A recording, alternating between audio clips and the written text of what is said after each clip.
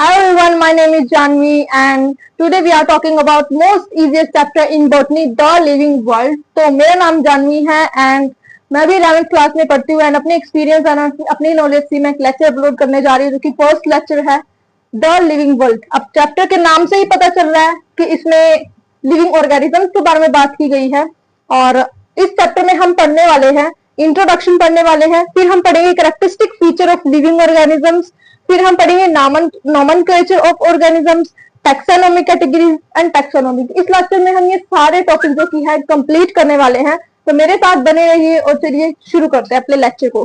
तो सबसे पहले अगर हम बोलें व्हाट इज लिविंग, लिविंग क्या है, तो आप मुझे क्या पॉइंट दोगे कि वो ब्रीथ कर रहा है, वो मूव कर रहा है, वो रिप्रोडक्शन कर रहा है, वो ग्रोथ कर रहा है, इसको लिविंग बोलते हैं, ठीक है।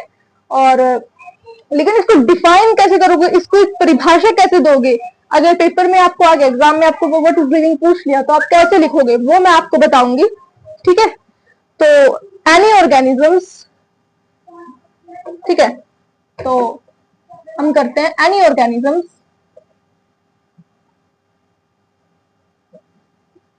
आगे हम इसको कंपेयर भी करने वाले हैं that breathe and moves is considered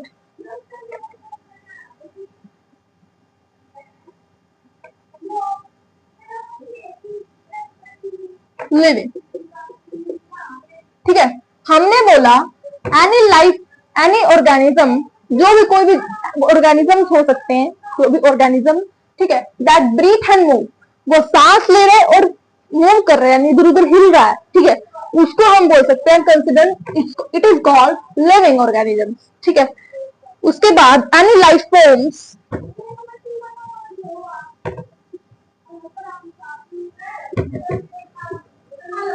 ठीक है, any life form that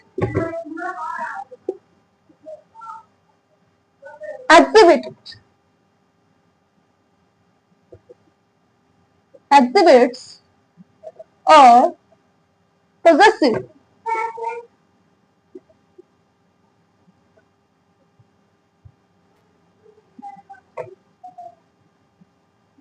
the quality, देखो इसमें लाइफ की क्वालिटी है, किसी भी ऑर्गेनिज्म में लाइफ की जो क्वालिटी है उसको हम बोल सकते हैं कि वो लिविंग है।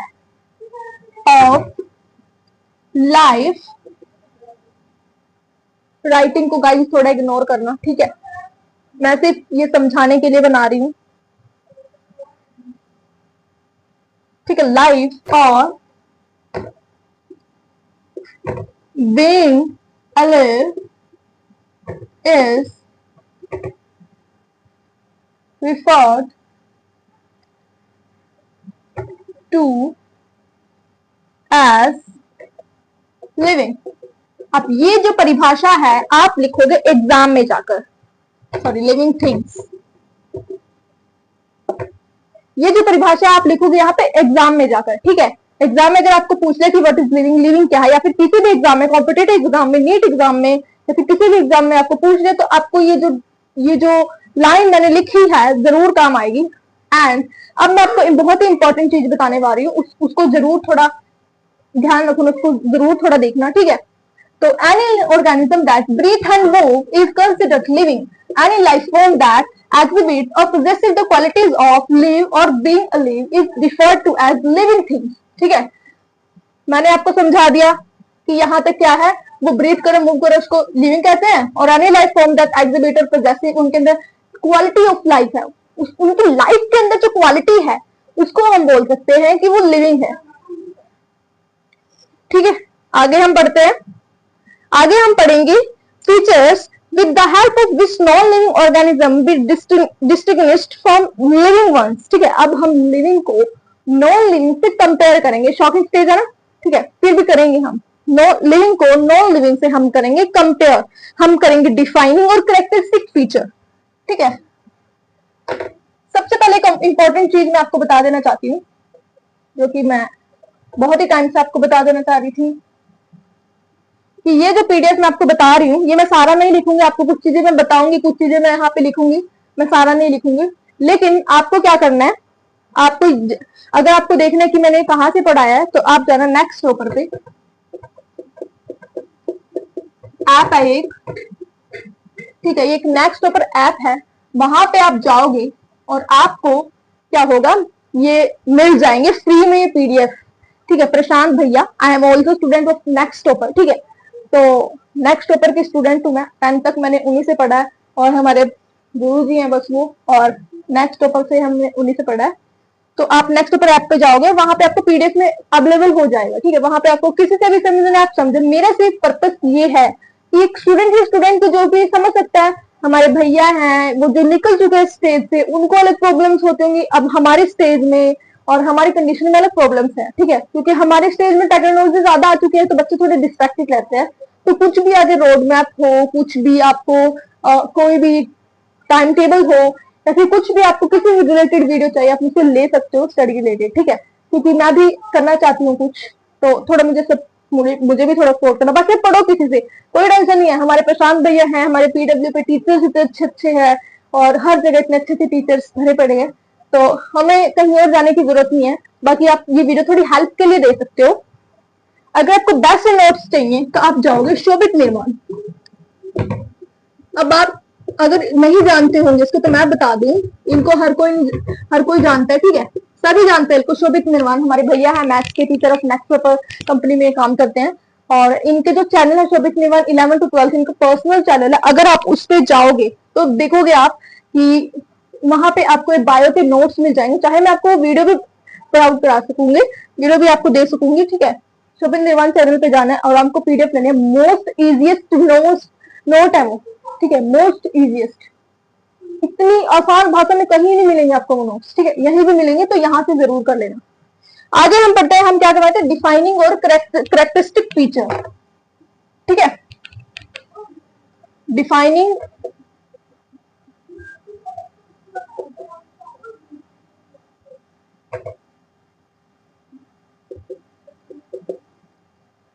हम क्या कर रहे थे, डिफाइनिंग और करेक्टरिस्टिक फीचर, ये थोड़ा इंपॉर्टेंट है, इसको थोड़ा जरूर करना।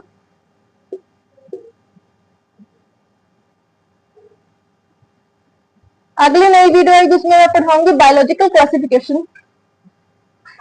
ठीक है, तो वो भी जरूर करना।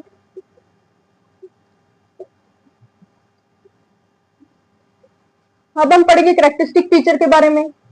ठीक है, तो आपको लिविंग के बारे में तो पता है, लिविंग थिंग्स कौन कौन सी होती हैं। ठीक है, यहाँ पे आप लोग पता लगा लीजिए, जो कि पेड़ पौधे होते हैं, ये सब कुछ लिविंग थिंग्स ही होती हैं। तो अब हम सबसे पहले हम करेंगे डिफाइनिंग में हम क्या पढ़ेंगे, present in all living organisms. ये प्रेजेंट है लिविंग ऑर्गेनिज्म में। ठीक है, थोड़ा मैं शॉर्टकट लिख रही हूँ, लेकिन आपको पीडीएफ मैंने बता दी कहां से मिलेगी, तो आप वहां पे जरूर कर लेना। ठीक है, मैं आपको एक इंपॉर्टेंट चीज बता देना चाहती हूँ, एक अच्छा टीचर वो नहीं होता जो आपको नोट्स बनवाए, आपको लिखवाए, आपको पढ़ाए। क्योंकि एआई के जमाने में और चैट जीपीटी के जमाने में टीचर्स को अपने अस्तित्व को थोड़ा समझना होगा। ठीक है, तो अच्छा टीचर वो होता है जो टूल बताए। ये मैंने एक बड़े अच्छे इंसान से बात सुनी, आपने भी शायद सुनी होगी, सोशल मीडिया पे बहुत एक्टिव है वो टीचर, यूपीएससी लेवल तक की तैयारी करवाते हैं। ठीक है, तो आगे बात समझ में, तो present in all living organism, ये प्रेजेंट है लिविंग ऑर्गेनिज्म में। और जो करेक्टरिस्टिक फीचर है वो present living and non living, living में भी है ये present, living and non living. ठीक है, दोनों में ये प्रेजेंट है। उसके बाद हम पढ़ेंगे विदाउट एनी एक्सेप्शन, डिफाइनिंग में बिना किसी एक्सेप्शन के, विद एनी एक्सेप्शंस। राइडनिंग को गाइस मैं पहले ही बता रही हूँ, थोड़ा इग्नोर करना। अगर आपको थोड़ा मेरा पढ़ाना हार्ड वर्किंग लगे, क्योंकि मैं भी फर्स्ट वीडियो है मेरी, तो थोड़ा सपोर्ट भी करना, थोड़ा हार्ड वर्किंग लगे तो जरूर देखना। ठीक है, विदाउट एनी एक्सेप्शंस, तो डिफाइनिंग में किसी भी एक्सेप्शंस के बिना ये मौजूद है, प्रेजेंट है। और उसके बाद हम not seen in non living, ये नॉन लिविंग में नहीं पाया जाता। ठीक ठीक है, नॉन लिविंग में नहीं पाया जाता। और इसके जो एग्जाम्पल मैं आपको बता सकती हूँ, मेटाबॉलिज्म हो गया, सेलुलर ऑर्गेनाइजेशन हो गया, कॉन्शियसनेस हो गया। अब ये जो वर्ड है आप थोड़े थोड़े वो होंगे सुनने में कि ये कैसे हो सकता है, मतलब मेटाबॉलिज्म और सेलुलर ऑर्गेनाइजेशन, कॉन्शियसनेस, ये कैसे वर्ड है, हम तो पहली बार सुन रहे हैं। तो आगे आगे पढ़ाऊंगी, थोड़ा सब्र रखो। कैरेक्टरिस्टिक फीचर में हम देखते हैं कि ये present living and non living दोनों में है। और उसके बाद एग्जाम्पल हम इसको देख सकते हैं, ग्रोथ। अब आप लोग थोड़ा शॉकिंग स्टेज में होंगे कि नॉन लिविंग में ग्रोथ कैसे होती है। होती है भाई, नॉन लिविंग में ग्रोथ होती है। अब आप वहां पे जाके देखना, थोड़ा कहां पे जाओगे आप एवरेस्ट पे जाके देखना। एवरेस्ट पहाड़ आपने पता होगा। तो जब आप एवरेस्ट पे जाओगे, तो अगर आप नॉर्मल किसी मौसम में जाओगे, जैसे गर्मियों का मौसम हो गया, तो वो एक्चुअल शेप में होगा। लेकिन अगर आप सर्दियों में जाकर विंटर में अगर आप जाओगे, तो वहां पे स्नो होगा और पूरा मतलब इसका थोड़ा बड़ा हुआ होगा, थोड़ा आकार बड़ा हुआ होगा। तो इसमें ग्रोथ हो रही, मैं नहीं कह रही, ये साइंस लैंग्वेज बोलती है कि एवरेस्ट है वो ग्रोथ करता है। वो नॉन लिविंग थिंग है, लेकिन वो ग्रोथ करती है। ठीक है, अब मैंने इसको बता दिया। एक्सेप्शंस आर प्रेजेंट, क्या लिख सकते हैं,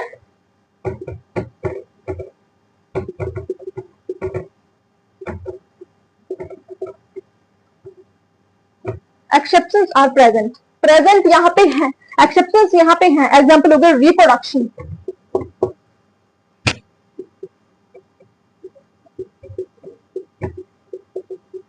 अब रिप्रोडक्शन में थोड़ा आप कंफ्यूज होंगे कि रिप्रोडक्शन कैसे हो सकता है। अब आप लोग देख लो, लिविंग ऑर्गेनिजम्स में जो म्यूल होता है, म्यूल आपने सुना, खच्चर, ठीक है, जो म्यूल होता है वो रिप्रोडक्शन नहीं कर सकता। और कुछ कपल भी आपने देखे होंगे, ठीक है, कुछ आपने कपल भी देखे होंगे जिसमें जो फीमेल होती है वो फर्टिलाइज नहीं कर पाती। कुछ मेल के अंदर भी कुछ प्रॉब्लम होती है, फीमेल के अंदर भी कुछ प्रॉब्लम होती है, तो वो रिप्रोडक्शन नहीं कर पाते। तो इसमें एक्सेप्शंस हो सकते हैं। ठीक है, आगे हम पढ़ेंगे कैरेक्टरिस्टिक ऑफ लिविंग ऑर्गेनिजम्स। ये मैंने अपने शुरू में बोला था ना कि मैं आपको करवाऊंगी ये।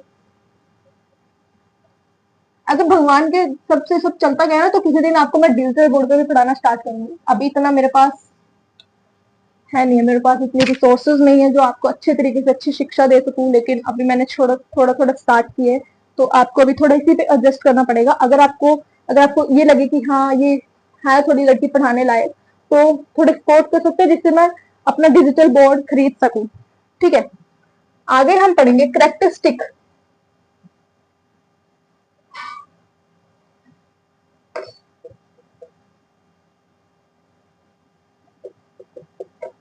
ये थोड़ा बोर्ड है ना, मेरे को थोड़ी आदत नहीं है इस पे लिखने की, तो इसलिए ऐसी मतलब वो हो रही है। Of living organism.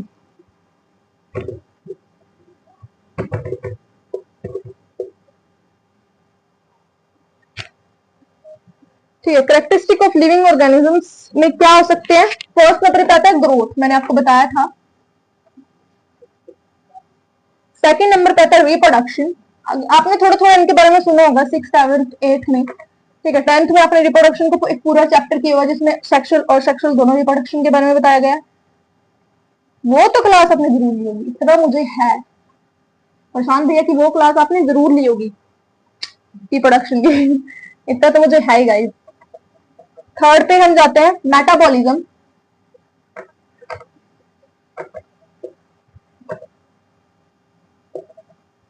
मेटाबॉलिज्म थोड़ा देखने में आपको, सुनने में आपको थोड़ा मुश्किल वर्ड लग रहा होगा, लेकिन इसकी जो वो है ना, आइडेंटिफाई कैसे करेंगे, इसकी जो परिभाषा है वो बहुत ही ज्यादा आसान है। तो सेलुलर ऑर्गेनाइजेशन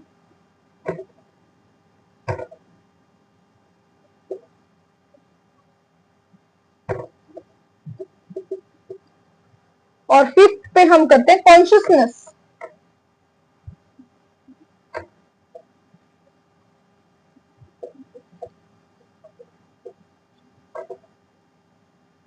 ठीक है, इनके बारे में हम थोड़ा आगे पढ़ेंगे कि ये क्या है, क्या चीज है इनमें जो हमें इतना परेशान कर रही है। जो 11th के चैप्टर में आ गया, आपने 6th 7th में तो पढ़ा ही होगा, लेकिन 11th में आ गए हो, बिकॉज अब हम 11th में तो थोड़ा डिटेल वाइज तो पढ़ना पड़ेगा ना यार। तो चलिए पढ़ते हैं। ग्रोथ में आपने सुना होगा ग्रोथ। अब मैं पहले जब पैदा हुई थी तो इतनी सी थी, मैं इतनी बड़ी हो गई, मेरी हाइट बहुत ज्यादा है गाइस। मेरे परिवार में ज्यादा हाइट वाले बंदे मेरे रोकते हैं बहुत ज्यादा, मेरे को बहुत रोना पड़ता है। ठीक है, ग्रोथ ग्रोथ हम कह सकते हैं increase in number and mass, हम बोल सकते हैं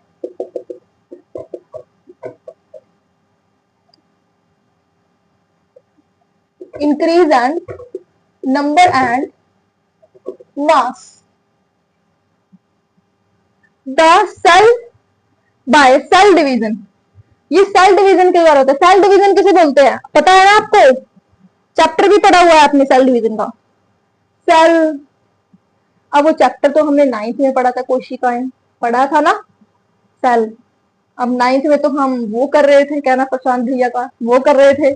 अब 11th में आके तुम्हारी आंख खुली है 11th में आके। ठीक है, तो अभी मैं अगर आपको नहीं पता तो मैं आपको बता दूं। सेल डिवीजन ऐसे होता है, देखो सेल डिवीजन में पहले आपको देख लो, पहले में दिख रहा है कि नहीं, पहले आपको थोड़ा यहाँ पे एक सेल आपको दिखेगा, उसके बाद आपको वो थोड़े अलग होते हुए दिखेंगे, ऐसे अलग हो जाएंगे, फिर वो 2 सेल के रूप में आ जाएंगे। ठीक है, ये पीडीएफ मैंने बता दी ना कहां पे मिलेगी, तो वहां पे जाकर जरूर देख लेना, अच्छे से पढ़ लेना। ठीक है, by cell division increase in number and mass of the cell by cell division, cell division के द्वारा होता है। अब जैसे हम बड़े हो गए तो ऐसा तो नहीं ना जो हमारे अंदर सेल होंगे वो खिंच रहे होंगे, नहीं खिंचते नहीं है, वो डिवीजन हो जाते हैं, वो और सेल के रूप में होते जाते हैं और हमारा जो शरीर है वो इतना बड़ा हो जाता है। ठीक है, वो प्लांट्स में भी हो सकता है। ठीक है, प्लांट से पहले इतना सा था, फिर इतना सा था, फिर इतना इतना हो गया। और उसमें भी हो सकता है हैन मुर्गी में पहले एग होता है, फिर वो बच्चा निकलता है, फिर वो उससे बड़ा होता है, उससे बड़ा। एनिमल्स और प्लांट्स में दोनों में है। हाँ, प्लांट्स में होता है कि in plant growth continuous through out the life span. जो प्लांट होता है वो जिंदगी भर बढ़ता रहता है, लेकिन जो एनिमल होता है वो एनिमल एक सर्टेन एज तक ही बढ़ती है। ठीक है, बताया गया एनिमल ग्रोथ ऑक्सर एट सर्टेन एज। एनिमल जो है वो सर्टेन एज तक ही बढ़ता है, अपनी एज तक ही। हम बूढ़े हो जाते हैं एक टाइम पे तो ग्रोथ होनी बंद हो जाती है ना। हम 30 साल के बाद जैसे 20 साल के बाद हमारी ग्रोथ नहीं होती। मतलब हमें ऐसा तो होता है कि हमारी दाढ़ी बढ़ जाती है या फिर जैसे किसी का भी कुछ भी हो जाता है, लेकिन वो ग्रोथ नहीं होती जो मैं आपको बताना चाह रही हूँ। समझ रहे हो ना? ग्रोथ यानी हमारी हाइट बढ़ गई या फिर हमारा वजन बढ़ गया, वजन भी बढ़ जाता है, ऐसी नॉर्मल चीजें बढ़ जाती है, लेकिन हमारी हाइट नहीं बढ़ पाती या फिर हम और ग्रोथ नहीं हो पाते। ठीक है, ठीक है। एनिमल ग्रोथ ऑक्सर at certain age, animal certain age तक ही ग्रोथ करता है। जैसे कि मुर्गी वो बड़ी हो जाती है ना तो वो ग्रोथ होना बंद हो जाती है, फिर बूढ़ी होने लगती है। ऐसे ही एनिमल्स का होता है। प्लांट सारी उम्र बढ़ता रहता है, प्लांट भी मास और साइज में ही बढ़ते हैं। अगला हमारा जो टॉपिक है वो है रिप्रोडक्शन। रिप्रोडक्शन, प्रोडक्शन ऑफ, इसके बारे में आप 12th में थोड़ा डिटेल वाइज पढ़ोगे। Of new individual,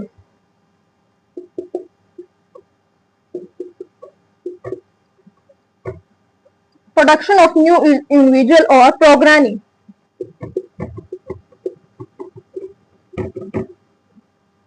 is called as reproduction. Production of new individual of programming, अपने से और संतति को उत्पन्न करना रिप्रोडक्शन कहलाता है। ठीक है, रिप्रोडक्शन आपने पढ़ा होगा, आपको पता भी होगा इसको क्या मतलब, लेकिन ये एक छोटी सी मैंने परिभाषा लिख दी, इसमें बहुत बड़ी परिभाषा आप देख सकते हो। ठीक है, मैंने एक छोटी सी लिख दी कुछ छोटे वर्ड्स में, तो आप जरूर पढ़ना इनको। ठीक है, इतना पढ़ने के ऊपर से पढ़ दो, बस थोड़ा लर्न सा कर लो, ज्यादा पढ़ने की जरूरत नहीं है। 12th में आप पढ़ोगे आगे जाके। 11th में यार मस्ती करनी है 11th में, ऐसा नहीं है, माना कि पढ़ाई भी करनी है। प्रशांत भैया ने बोला है कि मस्ती के साथ साथ पढ़ाई भी करनी है, सुनिए। आगे हम पढ़ेंगे मेटाबॉलिज्म के बारे में। सॉरी, रिप्रोडक्शन ही पहले पढ़ लेते हैं। Reproduction in not found in any non living object. अब आपने कभी बुक को रिप्रोडक्शन करते देखा है? बुक को आपने कभी रिप्रोडक्शन करते नहीं देखा होगा। किसी गमले को, किसी बोतल को, नॉन लिविंग थिंग्स को आपने रिप्रोडक्शन नहीं कर सकते। एनिमल्स कर सकते हैं, प्लांट्स करते हैं, क्योंकि वो लिविंग है, वो लिविंग है, नॉन लिविंग में नहीं हो सकता। ठीक है, अब आप बोलोगे कि सॉइल सॉइल रिप्रोडक्शन करती नहीं करती यार, वो रिप्रोडक्शन नहीं होता, वो कुछ और ही प्रोसेस होता है। रिप्रोडक्शन सिर्फ एनिमल्स और प्लांट्स में हो सकता है। और रिप्रोडक्शन टू प्रकार के होता है, आपको पता है, सेक्सुअली और असेक्सुअली। सेक्सुअली होता है जो कपल के अंदर होता है, एनिमल्स के अंदर होता है, लेकिन असेक्सुअली जो होता है वो पेड़ प्लांट्स के अंदर होता है। ठीक है, ठीक है। There are many living organisms which can do not reproduce like mules couple, human couple. ठीक है, बहुत सारे लोग होते हैं जो रिप्रोडक्शन नहीं कर पाते लिविंग होने के बावजूद भी। म्यूल मैंने आपको बताया था खच्चर, और कपल भी होते हैं जो फर्टिलाइज नहीं कर पाते हैं, को फीमेल, और मेल के अंदर भी कुछ प्रॉब्लम्स होती है जिससे वो रिप्रोडक्शन नहीं कर पाता। This is also not taken as defining property of life. ये एक डिफाइनिंग प्रॉपर्टी नहीं है लाइफ की। ठीक है, फिर भी लोग करते हैं, पता नहीं क्यों करते हैं, हमें क्या लेना। अब हम पढ़ेंगे मेटाबॉलिज्म के बारे में। मेटाबॉलिज्म, वही बात आ गई, आपने बोला था कि ये तो बहुत मुश्किल सा वर्ड है भाई, क्या है मेटाबॉलिज्म। अब देखो, हमारे पेट के अंदर बहुत सारी रिएक्शंस होती है ना, जैसे हमें कभी एंजाइटी सी होती है, जो अंदर एसिडिटी हो जाती है, हमें कई सारी रिएक्शंस होती हैं, ठीक है, हमारे पेट के अंदर, तो उसको मेटाबॉलिज्म बोलते हैं। दूसरे साइड में अगर हम देखें, इन्वायरमेंट में अगर रिस्पॉन्स होता है कोई चीज, तो उसको मेटाबॉलिज्म बोल सकते हैं। मैं आपको अगर बताऊं, the sum total of all biochemical reaction, the sum total of all logical reaction, sorry, oxygen inside a body occurring, sorry,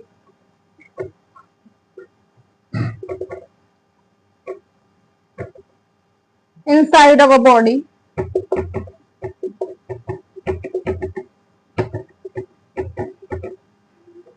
to create energy in metabolism is metabolism। जो एनर्जी क्रिएट करता है, क्रिएट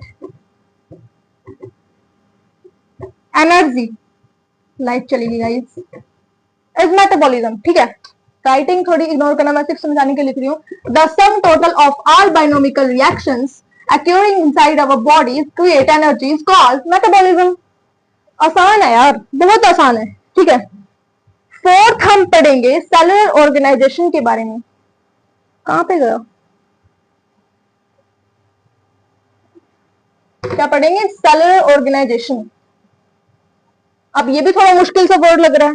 देखो, cellular जो भी, अगर आपने cellular कहीं सुन लिया तो समझ जाना कि इसमें सेल की बात हो रही है, जिसको हम टिश्यू बोल देते हैं, फिर ऐसा कुछ बोल देते हैं, cellular organisation.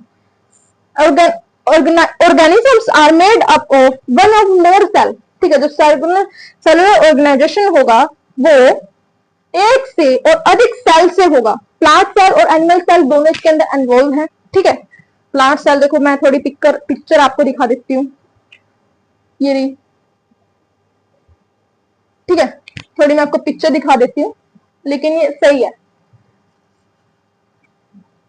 Organism are made of one and more cell. जो ऑर्गेनिज्म है वो वन एंड मोर सेल से बना हुआ है।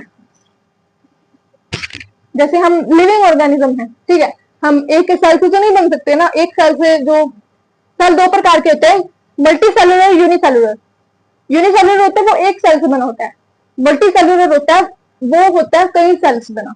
ठीक है, आप चैप्टर पढ़ोगे cell the unit of life, अभी 11th में चैप्टर है, बॉटनी का ही है, cell the unit of life. उसमें आप सेल के बारे में बहुत ही डिटेल बाय डिटेल पढ़ने वाले हो, तो अभी थोड़ा थोड़ा ऊपर से देख लो। Organisms are made of the one or more sales. अगर आपको सेलुलर ऑर्गेनाइजेशन के बारे में आ गया तो आपको यही छोटे छोटे पॉइंट्स लिखते हैं।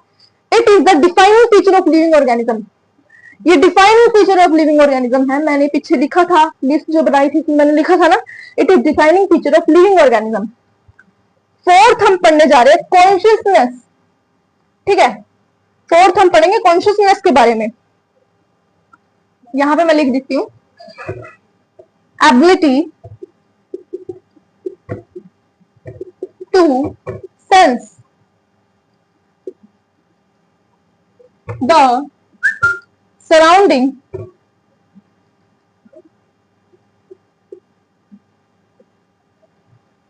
environment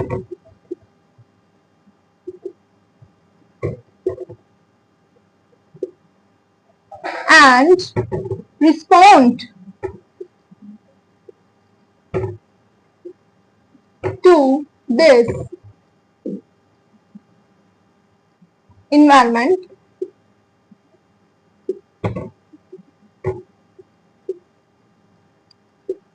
इसमें क्या है stimuli is called as consciousness ability to sense surrounding environment and response to this environment हमारी जो एबिलिटी है उसको महसूस करके हम किसी भी सराउंडिंग हमारे सराउंडिंग जो भी रिएक्शंस हो रहे हैं उसमें हम क्या करते हैं रिस्पॉन्स करते हैं उसी को ही हम बोलते हैं कॉन्शियसनेस ठीक है अगर बेगन शी इज अनकॉन्शियस वो बेहोश है वो किसी भी चीज में रिएक्ट नहीं तो पा रही क्योंकि वो बेहोश है इसमें क्या है कॉन्शियसनेस इसमें हम जीवित हैं और हम किसी भी चीज को सेंस करके किसी चीज को फील करके रिएक्ट कर पा रहे हैं आगे हम पढ़ेंगे टैक्सोनॉमी के बारे में ठीक है टैक्सोनॉमी में हम क्या कर सकते हैं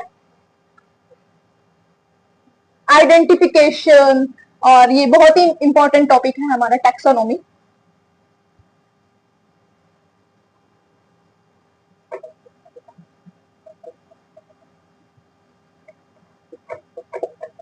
बहुत इंपॉर्टेंट टॉपिक है मोस्ट इंपॉर्टेंट टॉपिक है ठीक है आपको उसमें तो मिल ही जाएगा पीडीएफ में तो द स्टडी ऑफ आइडेंटिफिकेशन मैं इसकी लिख देती हूँ क्योंकि इंपॉर्टेंट है ना तो लिख देती हूँ पर स्टार में बना लेना ऊपर स्टार बना लेना ठीक है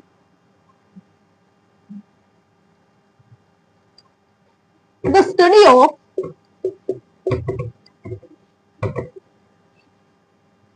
द आइडेंटिफिकेशन अब आइडेंटिफिकेशन वर्ड आपने सुना होगा कहीं से कहीं आपका आइडेंटिटी कार्ड भी होगा सुना है ना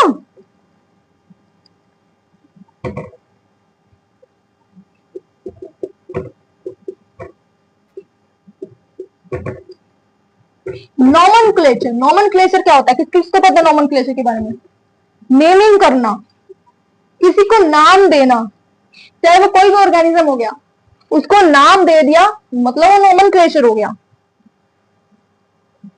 कैटेगराइजेशन ठीक है किसी को कैटेगरी में बांटना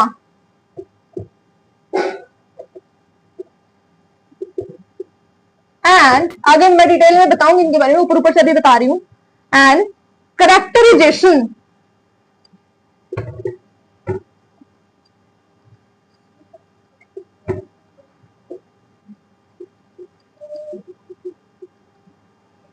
आपको पीडीएफ मिल जाएगी ठीक है ऑफ स्पीसीज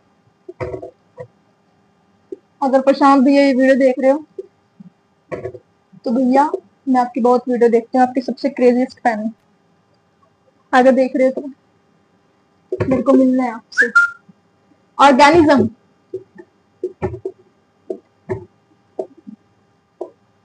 इसमें क्या हो गया टैक्सोनॉमी में हम पढ़ेंगे द स्टडी ऑफ आइडेंटिफिकेशन ये बहुत मेन वर्ड है आइडेंटिफिकेशन इसमें क्या होता है अब ना आइडेंटिटी कार्ड तो आपने देखा ही होगा उसके अंदर आप किस क्लास में हो कौन से स्कूल में हो आपके माता पिता का क्या नाम है आपके पेरेंट्स का क्या नाम है ये सब कुछ होता है ना उसमें वो आइडेंटिफिकेशन उसके बारे में ठीक है उसके बाद normal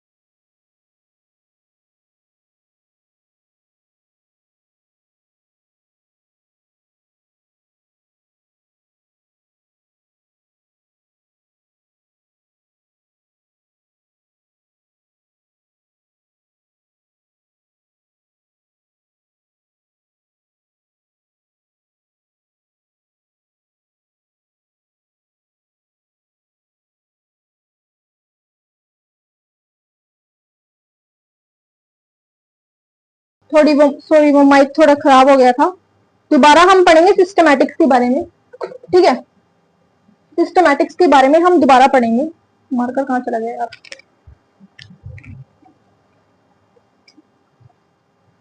derived from Latin word, जो सिस्टमैटिक्स है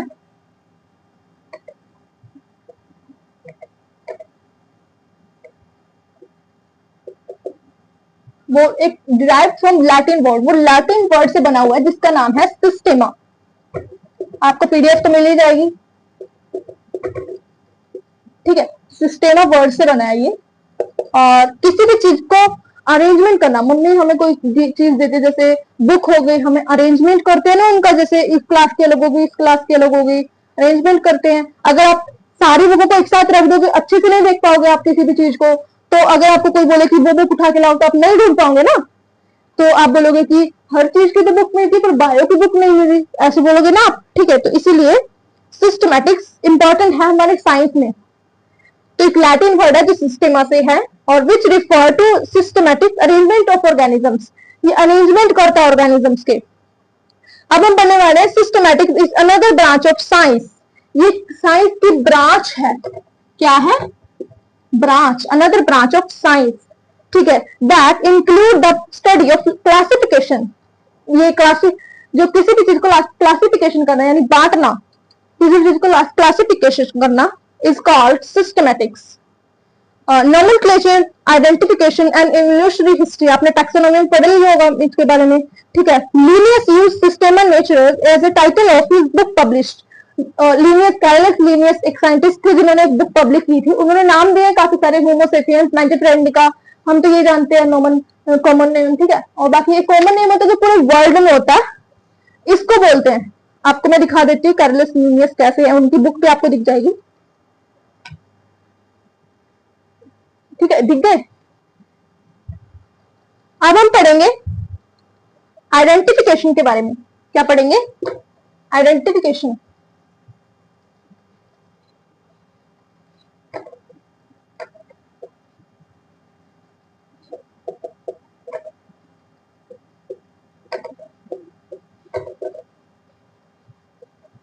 it is a method of identify the organism, ये किसी भी चीज का आइडेंटिटी कार्ड होता है ना हमारा, जिसमें हम पता होता है कि कौन सी क्लास में हो, कौन सा क्या नाम है, ये सब कुछ पता होता है। किसी को आइडेंटिफाई करना, किसी ऑर्गेनिज्म को आइडेंटिफाई करना इज कॉल्ड आइडेंटिफिकेशन।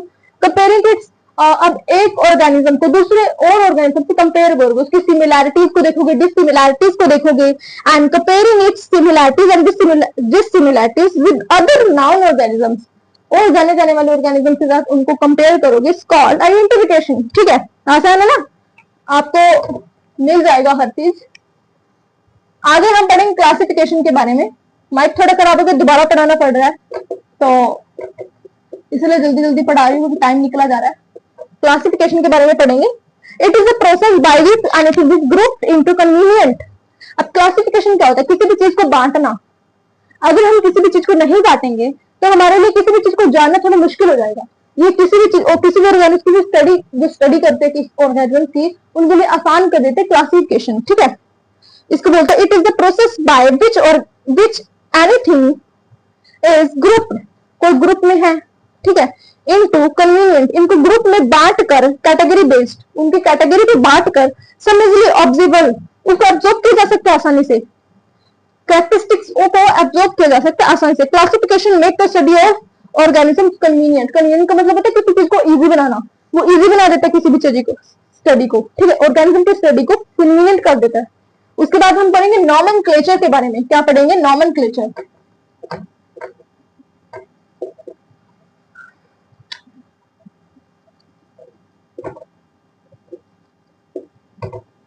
ठीक है, नॉमेनक्लेचर के बारे में हम पढ़ेंगे। इसमें क्या होता है? नेमिंग ऑफ ऑर्गेनिज्म, इसको बोल सकते हैं हम, नेमिंग भी बोल सकते हैं,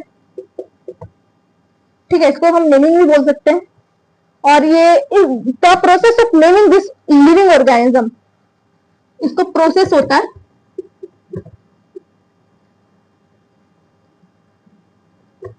ऑफ नेमिंग, ये साइंटिस्ट के द्वारा दिया गया नेम है, लिविंग ऑर्गेनिज्म, ठीक है, ऑर्गेनिजम्स और is called nomenclature. The process of naming living organisms is called nomenclature. ये छोटी सी लाइन आप लिख के आ सकते हो, ठीक है। Each organism is divided into two word. ये टू वर्ड में होता है बेटा, टू वर्ड्स में होता है। फर्स्ट होता है, जो हमारा फर्स्ट होता है वो होता है जेनेरिक,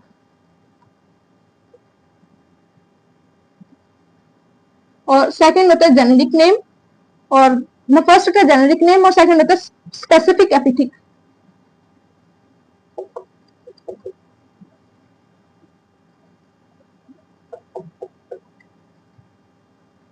जीनस और स्पीशीज, जीनस और स्पीशीज, फर्स्ट नेम जीनस होता है और सेकंड जो नेम होता है, हमें किसी भी नाम के टू वर्ड दिए जाते हैं जिसमें जो फर्स्ट होता है वो होता है जेनेरिक और सेकंड जो होता है वो होता है स्पेसिफिक एपिथेट, ठीक है।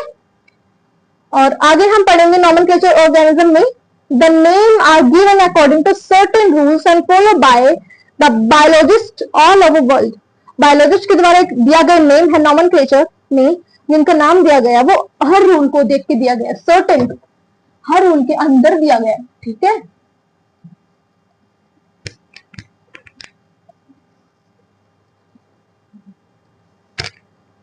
देखो, बायोलॉजिस्ट के द्वारा, साइंटिस्ट के द्वारा ऑल ओवर द वर्ल्ड दिया गया। अब ऐसा नहीं आप किसी ठेले के पास जाके बोलोगे कि हमें मैंडेटरी अंडे चाहिए, नहीं ना, वो समझ नहीं पाएगा। आप कहीं और जाओगे, किसी भी आप वहां पे जाओगे, अलग राज्यों में जाओगे, अलग अलग राज्यों में अलग अलग लैंग्वेज को यूज किया जाता है, तो वहां पे कहीं कैरी बोलते हैं, कहीं अम्ब बोलते हैं, कहीं आम बोलते हैं, कहीं मैंगो बोलते हैं, कहीं कुछ बोलते हैं, कुछ बोलते हैं, ठीक है। तो आप हर एक वहां पे तो नहीं जाओगे ना, तो इसलिए आपको क्या करना पड़ेगा, आपको एक इंटरनेशनल नेम दिया गया है मैंडेटरी अंडे का। आप कहीं भी किसी बाहर देश में जाके इस नेम को यूज कर सकते हैं, जिससे वो समझ जाएंगे, ठीक है। और to make it common around the world, ये कॉमन वर्ड है जो ऑल अराउंड द वर्ल्ड किया गया। International codes have been established, ये एक इंटरनेशनल कोड है, कोड्स हैं जो हमारे, जो पहला है, अब ये क्या लिखवा रही हो,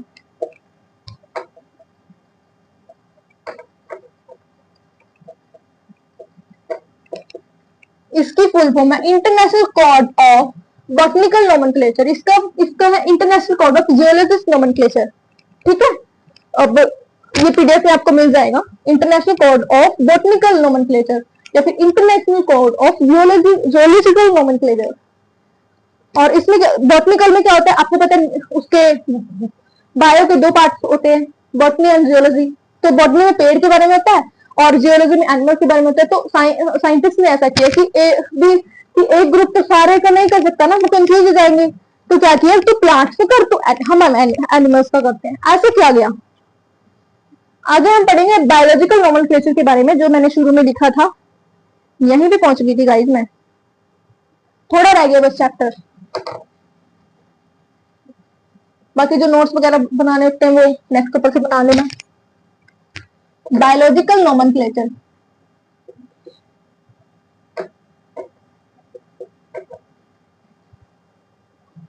नोमेनक्लेचर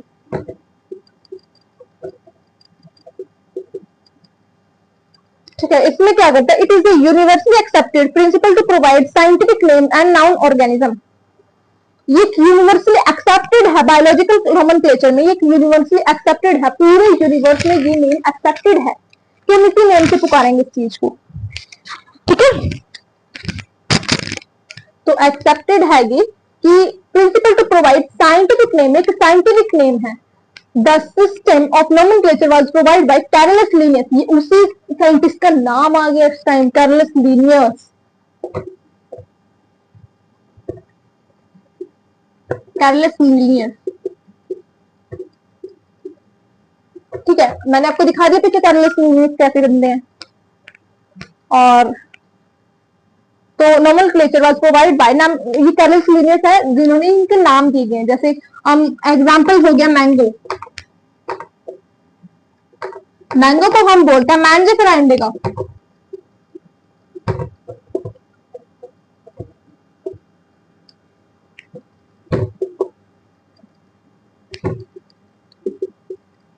इसको अंडरलाइन करना बहुत जरूरी है, अगर अंडरलाइन नहीं किया तो क्या होगा, रूल्स ब्रेक हो जाएगी, क्योंकि रूल्स में आगे हम रूल्स पढ़ेंगे ना, और ह्यूमन को हम बोलते हैं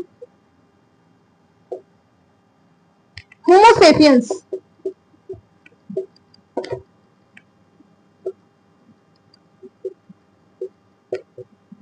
ठीक है, होमोसेपियंस, इसको भी अंडरलाइन कर दो। और लास्ट में ना जो कैरोलिनस लिनियस का नाम भी होता है एब्रिवेटेड फॉर्म में, लिन। ठीक है, इसको थोड़ा अंडरलाइन नहीं करना, सॉरी, इसको अंडरलाइन नहीं करना। एब्रिवेटेड फॉर्म में नेम होता है साइंटिस्ट का, इन्होंने इस साइंटिस्ट ने इनका नाम दिया तो इनका नाम लास्ट में होता है जरूर, अगर आपको मिल गया तो आप जरूर लिख देना, समझ जाना। उसके बाद रूल्स फॉर नॉमेनक्लेचर। नॉमेनक्लेचर के लिए क्या क्या रूल्स हैं? बायोलॉजिकल नॉमेनक्लेचर हमने पढ़ लिया, मैंगो को मैंजिफेरा इंडिका पढ़ लिया, ह्यूमन को ह्यूमन सेपियंस पढ़ लिया। उसके बाद क्या रूल्स, अब हम पढ़ेंगे rules, rules for nomenclature. Each name has two word, ये तो हमें पता है कि इन नामों के दो वर्ड में होते हैं। The genus and the specific epithet, ठीक है, ये भी हमने पढ़ लिया। उसके बाद पहला तो यही था कि दो वर्ड होते हैं, ये मैं वैसे सिंपल लैंग्वेज में लिख रही हूँ, दो वर्ड होते हैं। पहला है जीनस, जेनेरिक नेम, और दूसरा है स्पेसिफिक एपिथेट।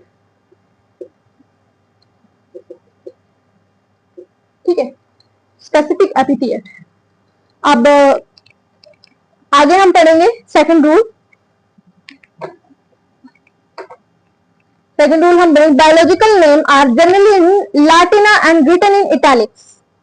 ठीक है, इस ज्यादातर इटैलिक्स वर्ड होते हैं, जो बायोलॉजिकल नेम होते हैं वो इटैलिक्स के ही होते हैं। ठीक है, इटैलिक्स भाषा से लिए गए, ये लैटिन वर्ड है, इटैलिक्स से लिए गए। ठीक है, तो इसमें हम ऐसा तो नहीं है कि हम ये लैटिन वर्ड पहले में लिख देती हूँ, इन लैटिना, एंड ये लैटिना वर्ड है और लिखे जाते हैं, ये जब हम प्रिंटिंग कराते हैं तो रिटन इन इटैलिक्स। ठीक है, सेकेंड, थर्ड है both the word in biological name, ये वर्ड है जो बायोलॉजिकल नेम है, when hand written are specially underline. ये मैंने पीछे बोला था ना कि अंडरलाइन जरूर करना है, मैंजिफेरा इंडिका को ऐसे अंडरलाइन जरूर करना है नीचे से।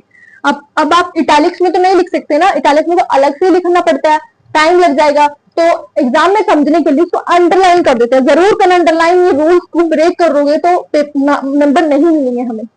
ठीक है, तो अंडरलाइन और प्रिंटेड इन इटैलिक्स, जो प्रिंट कराते हैं वो इटैलिक्स में करवाते हैं, प्रिंट करवाते इटैलिक्स में करवाते हैं, लेकिन लिखते हैं तो अंडरलाइन करते हैं। और फोर्थ है हमारा, the generic name must start with a capital letter. जो पहला वर्ड होता है वो कैपिटल लेटर से होता है, कैपिटल लेटर, जैसे मैंजिफेरा हम इंडिका हमें लिखना है ना, तो हम मैंजिफेरा इंडिका को, अब हम इंडिका, अब मैंजिफेरा को हम पहले कैपिटल में लिखा, इसको अंडरलाइन कर दो। ठीक है, और सेकंड हमने लिखा कि, और capital letter, we the specific name should start with small letter. Should, चाहिए हमें, चाहिए, ये करना चाहिए हमें। ठीक है, और अब जैसे मैं एग्जांपल हम ले रहे हैं मैंजिफेरा इंडिका, मैंने आपको बोल दिया मैंजिफेरा जीनस और indica is a species, species जाती होती है, जीनस होता है नेम। ठीक है, मैंने आपको बता दिया। और जो अब क्या होता है ऑथर्स नेम, अब क्या होता है ऑथर्स, फोर्थ मैंने आपको बोल दिया, author name in abbreviated form.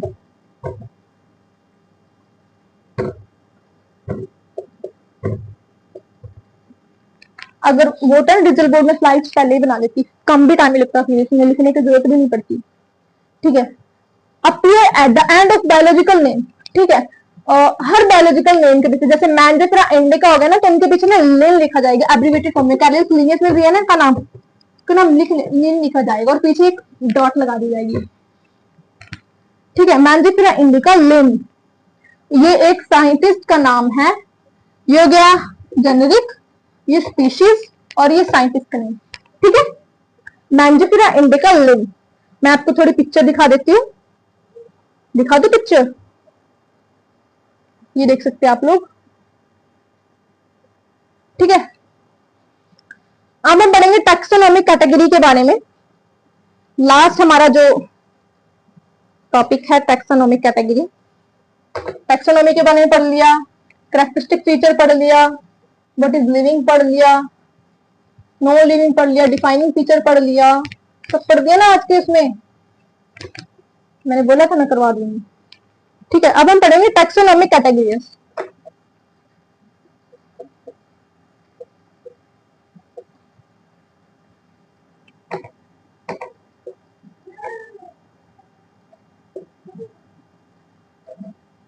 Taxonomic category के बारे में हम पढ़ेंगे, अंडरलाइन कर देते हैं इसको। A taxonomic category is a rank or level is a hierarchical classification of organism। किसी भी चीज की एक रैंक होती है, पहले छोटी, फिर उससे बड़ी, उससे बड़ी, उससे बड़ी, उससे बड़ी, सबसे बड़ी होता है किंगडम। ऐसे ही हमारे ऑर्गेनिज्म में सबसे बड़ा किंगडम होता है, तो नीचे थोड़ा बड़ा बड़ा होता है ना, वैसे ही हर उसमें किंगडम होता है। ठीक है, these are 7 obligate categories or same or some, क्या लिखा हुआ है, इंटरमीडिएट कैटेगरीज। ठीक है, ये 7 उसमें है, 7 कैटेगरी में है, और मैं आपको लिखवाती हूँ कैसे कैटेगरी है। मैं सबसे पहले आपको फोटो दिखा लेती हूँ कैटेगरी में इनको कैसे लिखा गया है, ये देख लो, देख लिया, इनको कैटेगरी में ऐसे बांटा गया है। और मैं आपको दिखा दूं कि taxonomic hierarchy show one below. अब फर्स्ट है, सबसे पहले छोटे से स्टार्ट, बड़े से स्टार्ट करते हैं। किंगडम,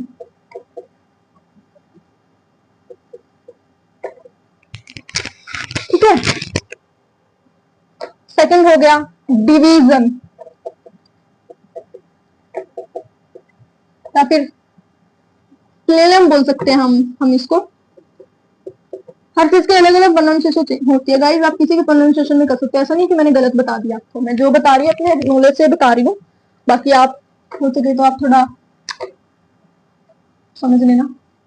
फिर होता है क्लास, फिर होता है ऑर्डर,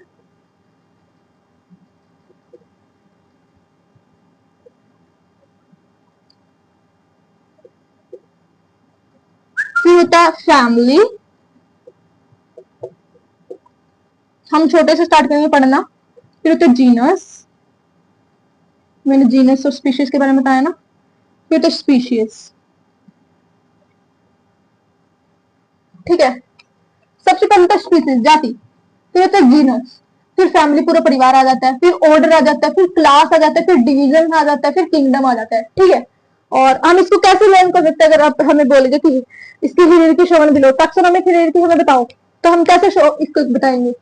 तो आपको ट्रिक बताती हूँ जो कि हर टीचर से मैंने सुनी है, हर टीचर से, कि किंगडम से हम कीप ले सकते हैं डिश। अगर आपको प्लेयम याद करना है तो आप लिख सकते हो प्लेट, कीप, डिश, क्लीन, और ऑर्डर से आप बोलते हैं अदरवाइज,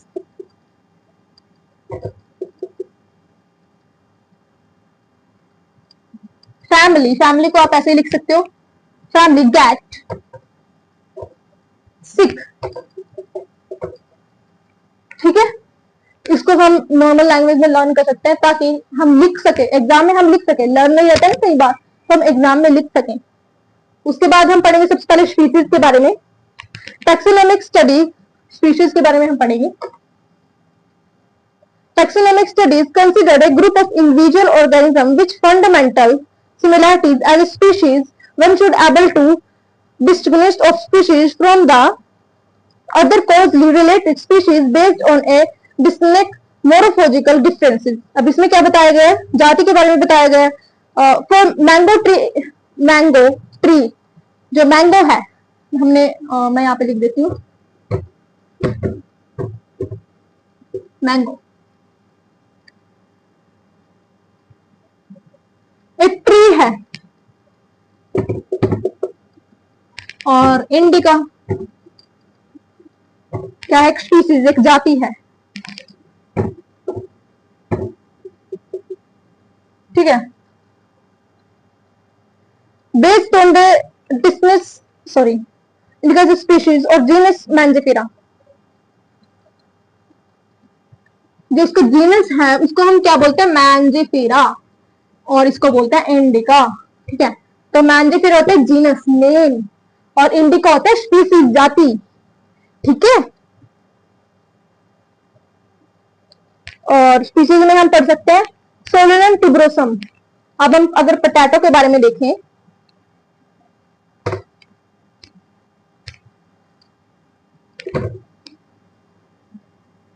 ये थोड़े थोड़े नाम लर्न कर लेना गाइस। पोटैटो के बारे में देखें अगर हम, तो आलू, इसको बोलते हैं हम सोलेनम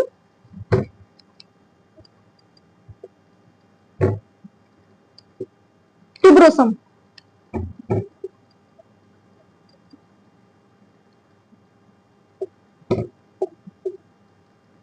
ठीक है। सोलेनम ट्यूबरोसम पोटैटो को हम बोलते हैं, इसको अंडरलाइन कर लो। ये होता है जीनस, ये होता है स्पेसिफिक एपिथिक, स्पीसीज बोलते हैं जिसको, जीनस और स्पीशीज। ठीक है। अब लोइन को हम बोलते हैं, लोइन को हम बोलते हैं पैंथेरा लियो।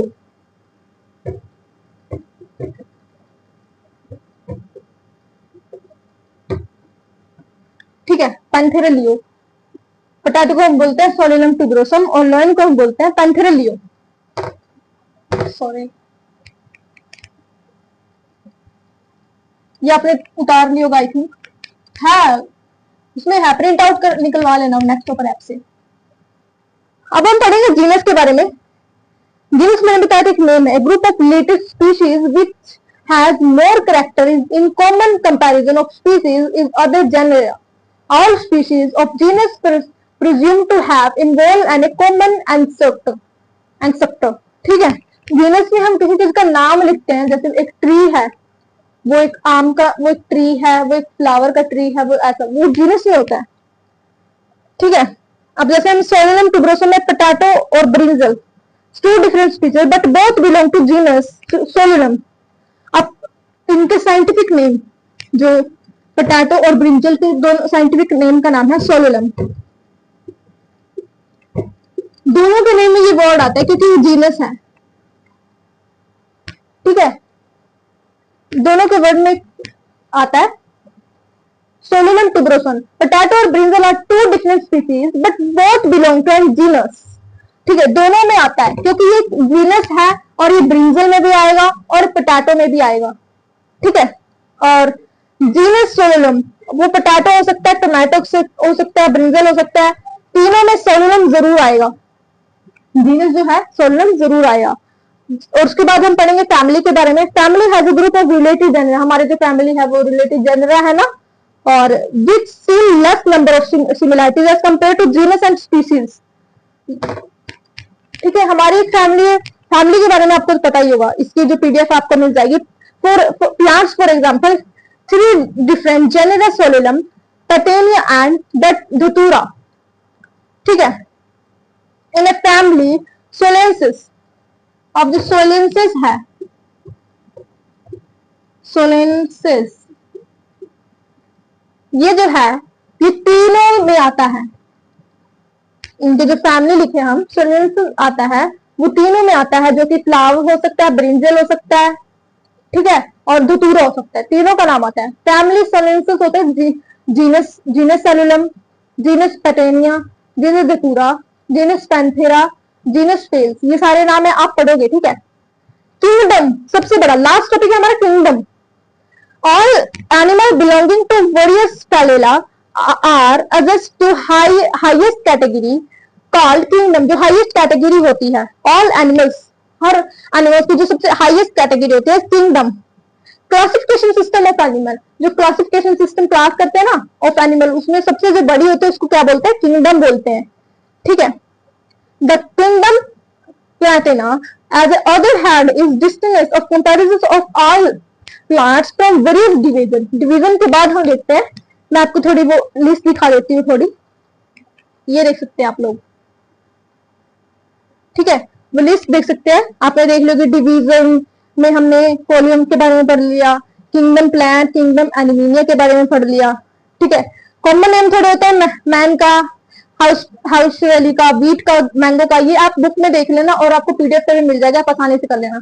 तो चलिए हमारा चैप्टर होता है खत्म, ठीक है, हमारा चैप्टर जो कि है वो हो चुका है खत्म,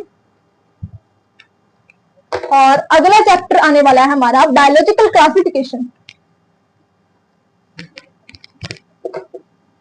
सॉरी, थैंक यू लिख देती हूँ।